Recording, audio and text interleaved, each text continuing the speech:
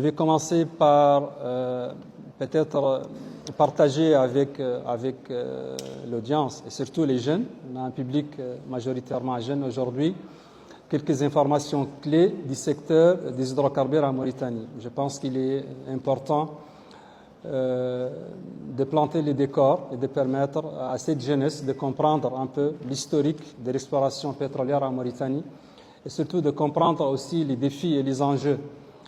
Souvent, on est face à ces dilemmes de communication, soit on communique beaucoup, soit on ne communique pas. Mais aujourd'hui, avec les réseaux sociaux, avec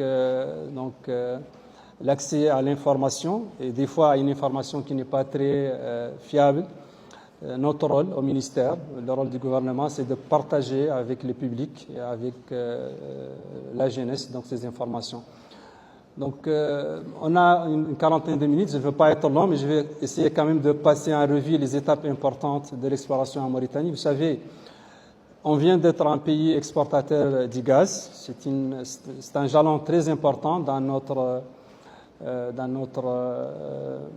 stratégie donc, de monétisation de nos ressources gazières. Mais pour arriver à ces jalons, je rappelle que l'exploration a commencé en Mauritanie dès les années 60, donc une première période qui a duré à peu près une trentaine d'années, conduite essentiellement par Texaco, Agip et Shell, au niveau de deux bassins. Vous savez, nous avons deux bassins sédimentaires en Mauritanie, qui sont le bassin côtier, essentiellement offshore, en plus du bassin de Taoudeni. Donc cette première période, malheureusement, n'a pas donné de découvertes commerciales, même si du gaz a été découvert au niveau de l'onshore à l'époque, au niveau du puits Aboulag, testé également, mais à l'époque, c'était une petite quantité et ce n'était pas l'ère du gaz comme aujourd'hui. La deuxième période d'exploration a commencé vers la fin des années 90, où on a eu les premières découvertes commerciales. Tout le monde connaît le projet, le champ Chinguitti, donc qui a été développé par Woodside et puis repris par la suite par Petronas et qui a constitué une bonne école pour la Mauritanie et pour les cadres donc, des départements qui ont pu acquérir une expérience dans le domaine. Et puis la troisième phase d'exploration, donc c'est la phase qui a commencé après les années 2000 et surtout avec la découverte des GTA en 2015 donc par la société Cosmos. Et puis, par la suite, la découverte de Bir Allah et donc l'engouement suscité donc, pour notre potentiel offshore avec l'arrivée des majors. On a été l'un des rares pays à avoir 4 majors présents, donc ExxonMobil, Shell, Total et BP, bien sûr. Et donc, ça, c'est grosso modo les 3 phases de l'exploration. En termes de potentialité, on peut dire aujourd'hui que les deux bassins, malgré le nombre de forages, donc on a à peu près plus de 80 forages au niveau du bassin côtier, on a 5 uniquement au niveau de l'onshore.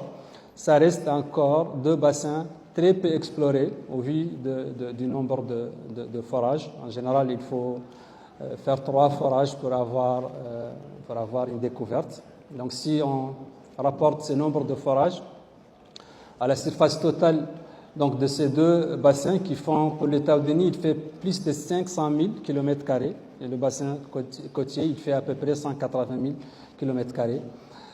On peut dire qu'aujourd'hui, il y a encore des potentialités à explorer au niveau de ces 2 bassins.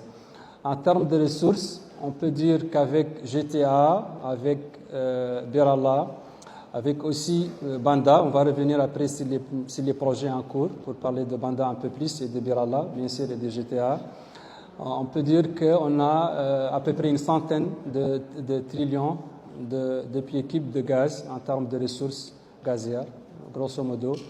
Et puis, bien sûr, au niveau du pétrole, on en a moins en termes de ressources, mais essentiellement, donc, c'est les champs au Walata qui a été découvert en 2002 par Woodside et qui a des réserves à peu près de l'ordre de 500 millions de barils. Donc ça, c'est au niveau de potentialité. Je pense qu'il est aussi important de comprendre que toutes les découvertes que nous avons aujourd'hui sont essentiellement, ou exclusivement plutôt au niveau de l'offshore. L'offshore, c'est un environnement un peu difficile. C'est de l'offshore très profond. Donc on est à des profondeurs d'eau de l'ordre de 3000 mètres. Donc, et en plus, on est loin de la côte. Donc, pour les projets que nous avons actuellement, on est à peu près à 120 km de la côte. Et donc, ça introduit beaucoup de complexité au niveau de la technologie, au niveau des temps qu'il faut pour développer ce projet, au niveau même des opérateurs qui ont la capacité technique et financière de mener à bien ces projets.